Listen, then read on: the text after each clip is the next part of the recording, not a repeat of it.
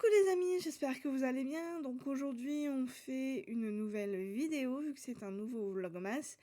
Et aujourd'hui je vais vous faire un mini book haul vu que j'ai 1, 2, 3, 4 livres à vous présenter. Voilà, ça sera à mon avis sûrement mes derniers livres de l'année. À part bien sûr les livres que je vais avoir pour Noël. Mais ça je vous les présenterai quand je rentrerai bien évidemment. Ensuite, une fois que j'aurai fait mon book haul, donc on va lire ensemble le roman maudit Franck Tillier, son thriller de l'Avent. Et ensuite, donc, j'ouvrirai donc mon calendrier en chocolat. Voilà. Donc, pour ce mini book haul, j'ai l'intention de vous présenter donc La Sage-Femme de Berlin d'Anna Stewart. C'est la même autrice qui a sorti, il me semble, La Sage-Femme d'Auschwitz. Donc je ne sais pas si c'est une suite, mais en tout cas, moi j'ai voulu acheter celui-là. En plus, c'est un très beau hardback, voilà, relié. Enfin, il y a tout qui va avec. Il y a le petit signet là ici en dessous, voilà. Et en plus, c'est en tissu. La couverture est en tissu. C'est un très beau livre. Donc l'histoire, elle a survécu. Elle n'a plus qu'un but, retrouver sa fille. Grâce au courage d'Esther et de ses co-détenus à Auschwitz, plusieurs bébés nés dans le camp ont réussi à survivre. Chacun était tatoué du numéro de déporté de sa mère. Esther a elle-même donné la vie à une petite Pipa qui qui lui a été retirée, au profit d'une famille allemande. À la libération, elle fait partie des rares escapés. Dès lors, elle n'aura de cesse de retrouver son enfant. Mais au lendemain de la guerre, l'Europe est en proie au chaos. Plus le temps passe et plus les chances d'Esther de récupérer Pipa s'amenuisent. Parviendront-elles un jour à être réunies? Voilà. Donc là, vous voyez, en fait, c'est le résumé. Donc de près comme ça, on ne le voit pas très très bien. Là, à la vidéo, on le voit un peu mieux, je trouve. Voilà, on le voit beaucoup mieux à la vidéo, alors que là, moi, je le vois pas bien à cause de la, comment dire, de la couverture qui est en tissu. Ouais, donc c'est la même auteure de La Sage-Femme d'Auschwitz. Par contre, je ne sais pas si c'est une suite directe, à mon avis, oui. Mais bon, est-ce que ça va, comment dire, avoir un impact ou pas? Je ne sais pas. Peut-être dans ces cas-là que j'achèterai La Sage-Femme d'Auschwitz. On verra bien. Voilà. Donc La Sage-Femme de Berlin d'Anna Stewart aux éditions J'ai lu. Ensuite, je me suis acheté, mais ne me jetez pas la pierre s'il vous plaît. Je sais que ce livre a eu de très mauvais retours. Mais bon, moi j'ai eu envie de me l'acheter, ça faisait un moment que je le voulais. Donc je me suis acheté le livre de Laurie Gilmore, le Pumpkin, je vais y arriver, Pumpkin Spice Café, c'est dur à dire. Un latte bien épicé a le pouvoir de changer votre vie aux éditions et H, c'est ça? C'est une drôle d'édition. Je sais pas si c'est... Bah, je sais pas écrit... Ah, c'est HarperCollins. Voilà, les éditions HarperCollins. Donc, dans cette petite romance automnale, nous allons être avec...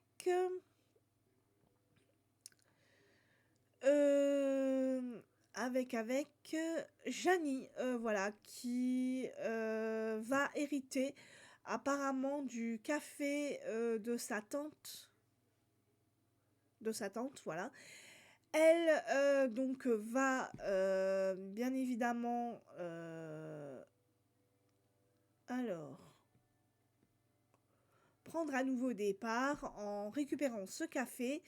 Et on va aussi rencontrer donc Logan, qui est un agriculteur local qui se tient à l'écart de la communauté et de ses ragots. Et bien évidemment, entre Jenny et lui, ça va un peu, lui, personnellement, le perturber dans sa routine. Voilà, et donc les deux, à mon avis, il va y avoir une petite romance entre les deux. Donc voilà. Alors je peux pas vous en dire plus parce que sinon ça spoilerait un peu le livre, je pense. Mais voilà, alors en tout cas moi ce livre m'a donné envie dès sa sortie. Alors je sais il n'y a pas eu de très très bons retours. Il y en a qui l'ont aimé, il y en a qui l'ont moins aimé. Moi j'ai envie de me faire mon avis. Je vous le dirai quand je l'aurai lu et ne me jetez pas la pierre s'il vous plaît. Voilà. Donc le Pumpkin Spice Café. Voilà, de Laurie Gilmore aux éditions HarperCollins. Ensuite, donc, je me suis acheté il n'y a pas si longtemps, donc la semaine passée. Bah non, cette semaine en fait. Voilà, cette semaine. Touriste Saison, la trilogie Saison of Carnage de bah alors, je vais y arriver. De Brian Weaver aux éditions Verso. Donc là, nous sommes dans un thriller un peu cosy mystery, enfin voilà.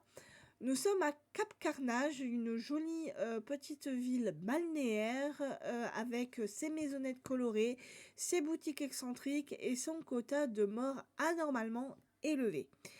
Dans ce décor de carte postale, on a Harper Starling qui est jardinière accomplie et qui a un instinct de tueuse. Voilà. Qui refuse de laisser qui que ce soit gâcher son petit coin de paradis, et encore moins les odieux touristes. Le premier qui dépasse les bornes, hop, direct, on composte. Et on va faire la connaissance de Nolan Rod.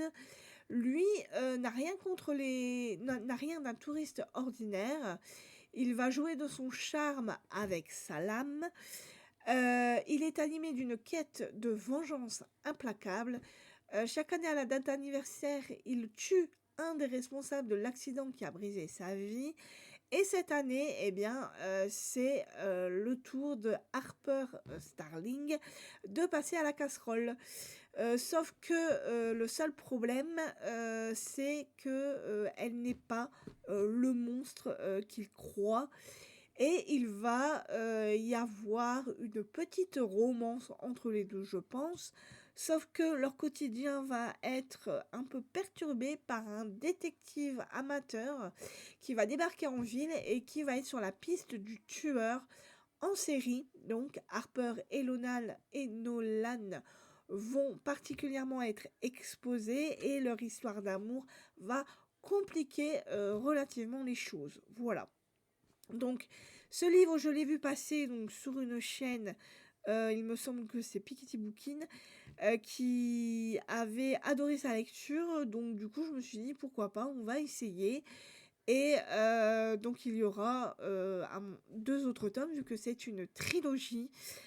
Voilà, je n'ai jamais lu l'auteur, mais apparemment, c'est une bonne histoire. Donc, Touriste Saison de Brian Weaver aux éditions Verso.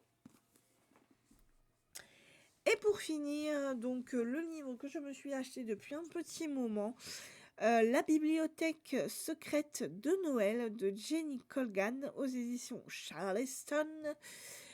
Donc nous sommes avec Myrène Sutherland qui a toujours été obsédée par les livres. Elle adore partir à l'aventure, écumer toutes les librairies du Royaume-Uni pour dénicher des exemplaires rarissimes. Et pour sa plus grande joie, à l'approche de Noël, Myrène est engagée par Jamie McKinnon, le jeune et séduisant laird d'un clan des Highlands, héritier d'un vaste château en faillite. Pour retrouver un mystérieux livre, Selon la légende familiale, la collection des McKinnon renfermerait un ouvrage tellement précieux qu'il pourrait sauver le domaine. Mais dans le train pour les Highlands, Myrène tombe sur Théo Palliser, un vendeur de livres anciens. Elle connaît très bien le charme de Théo, ses belles paroles et sa capacité à surgir de nulle part, dès qu'un trésor est en jeu. À peine Myrène et Théo arrivent-ils au château qu'une épaisse couche de neige recouvre les Highlands, les coupant du monde extérieur. Entre secrets, énigmes, une véritable chasse au trésor s'annonce pour retrouver le livre caché. Voilà. Alors ça faisait un petit moment que je n'avais pas lu de Jenny Colgan. Je me suis dit pourquoi pas peut-être une petite romance de Noël ou quelque chose qui se passe vraiment pendant la période de Noël. Et d'ailleurs, le livre est magnifique. Voilà. Donc, La bibliothèque secrète de Noël aux éditions Charleston de Jenny Colgan. Voilà pour ce mini book haul. J'espère que les livres vous tentent. Écoutez, là maintenant, nous allons lire le livre de Franck Thiélier, donc le roman Mondi, son thriller de l'Avent. Nous sommes au jour 7. Voilà. Et je vais l'ouvrir. C'est parti. Alors.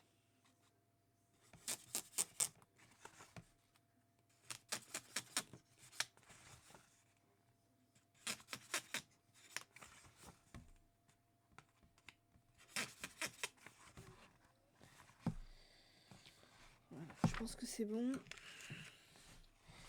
Je crois que tout est ouvert.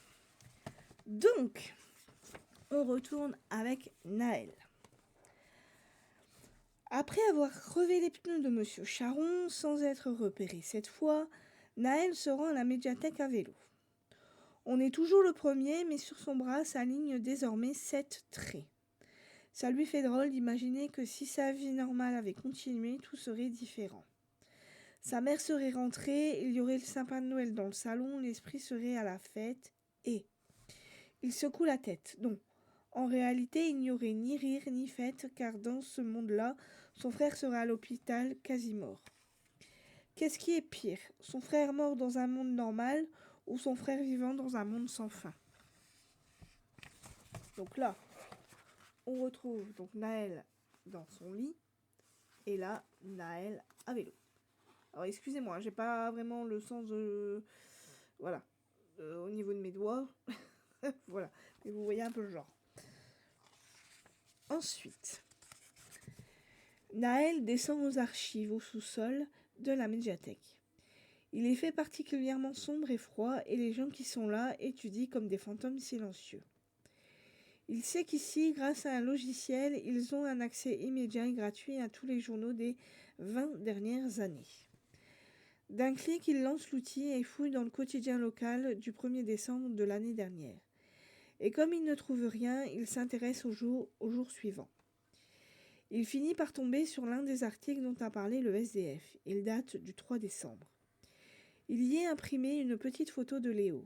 C'est un garçon aux cheveux clairs avec des lunettes carrées à monture noire qui lui donne un air rêveur. Sur le cliché, il semble heureux. Naël est particulièrement troublé par ce physique. Il n'arrive pas à cerner ce qui le dérange. La coupe de cheveux, la forme du visage. Donc là, ici, vous avez Naël qui est dans la salle des archives.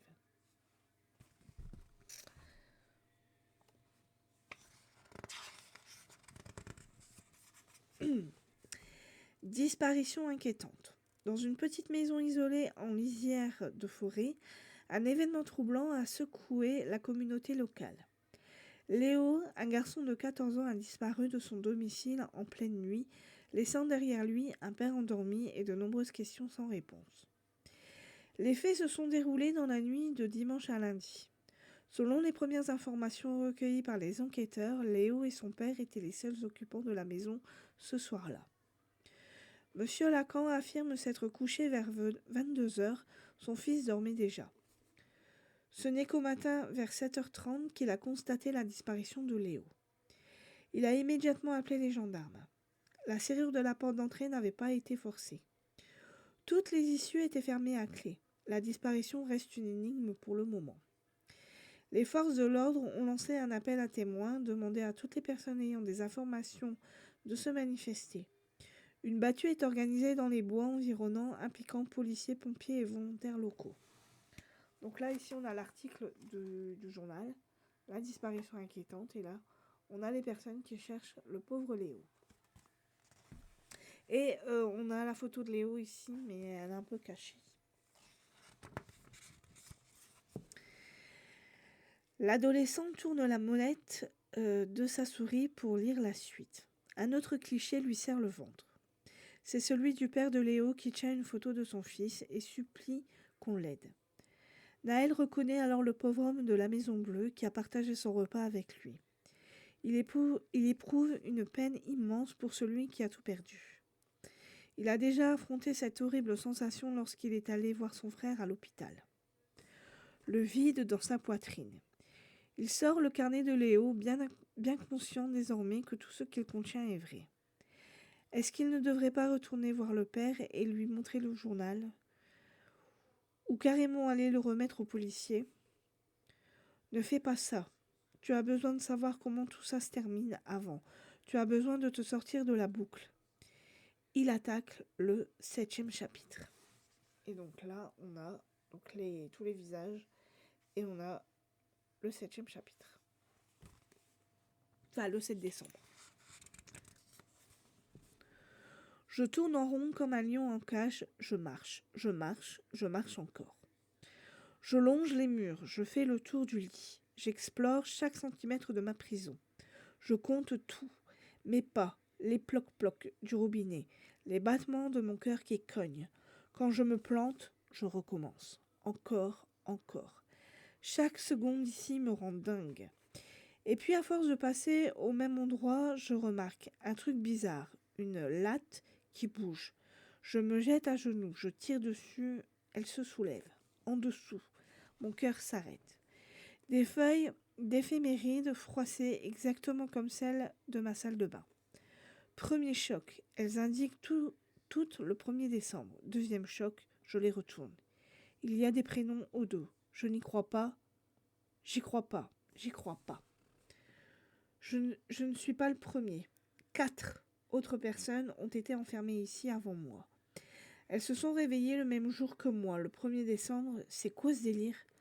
Elles ont vécu le même enfer. Un jour, l'un d'eux, le premier kidnappé apparemment, a dû trouver cette planque. Il a caché sa feuille là comme une bouteille à la mer.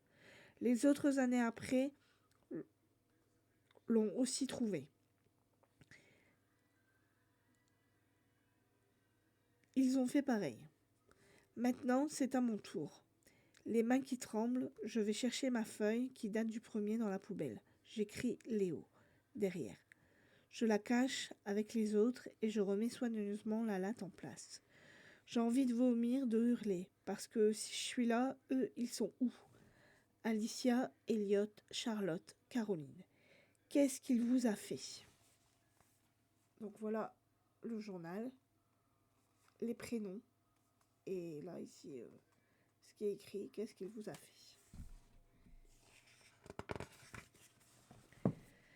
Naël est bouleversé. Quelle horreur ! Est-il possible que tant d'ados aient disparu ? Au moment d'en revenir à son écran, il se rend compte que sa main tremble. Des kidnappings en série, des jeunes comme lui qui du jour au lendemain n'ont plus donné signe de vie. Malgré ce qu'il vient d'apprendre, il continue à fouiller les archives. Léo a bel et bien raison. Le 1er décembre d'il y a 2 ans, c'est un certain Elliot qui a disparu dans une ville à l'autre bout de la forêt. Il avait son âge. L'année encore d'avant, c'était Alicia. Et ainsi de suite. Jamais de maison fracturée, jamais de témoin, pas la moindre piste. Tout ce que raconte Léo est la vérité. Depuis des années, des ados de leur âge se volatilisent dans les alentours. Ils ont purement et simplement disparu comme par magie. Et le dernier en date, c'est l'auteur de ce journal, lui-même. Léo Lacan. Naël est dans le flou le plus complet. Il y a un lien entre tous ces kidnappings et la boucle dans laquelle il était enfermé. Qu'est-il arrivé à ces gens ? Pourquoi ce jour-là, précisément, le 1er décembre ? Naël écarquille les yeux. Le 1er décembre ? Aujourd'hui. Ça veut dire qu'une nouvelle victime risque d'être enlevée par le mal. Ce n'est pas de la magie, il y a un vrai méchant qui rôde. Donc là, vous avez Naël qui cherche. Et là, vous avez tous les visages des personnes disparues. Voilà.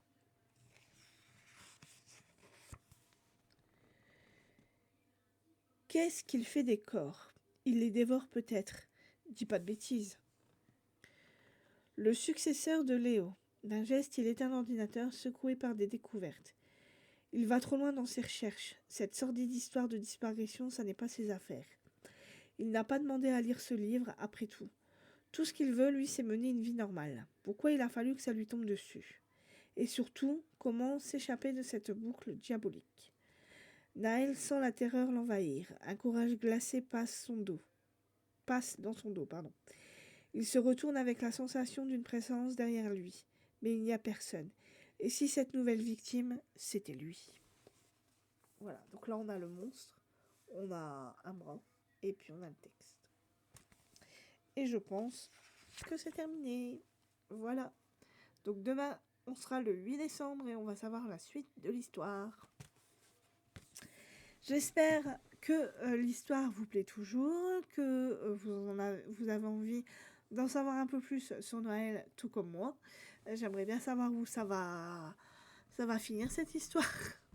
Voilà.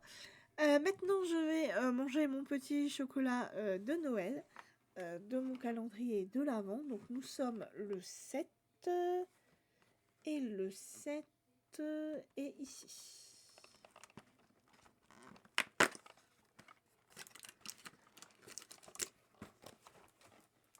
Hop, et c'est un mini en chocolat. C'est parti. Voilà. Donc je vous le présente encore, hein, mais vous connaissez. Voilà. Hop.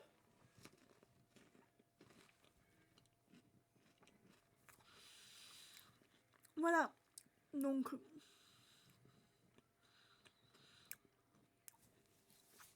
cette vidéo est maintenant terminée. J'espère qu'elle vous aura plu, que le mini bookhaul vous donne peut-être envie d'acheter certains livres, que l'histoire de Naël continue à vous passionner, tout comme moi.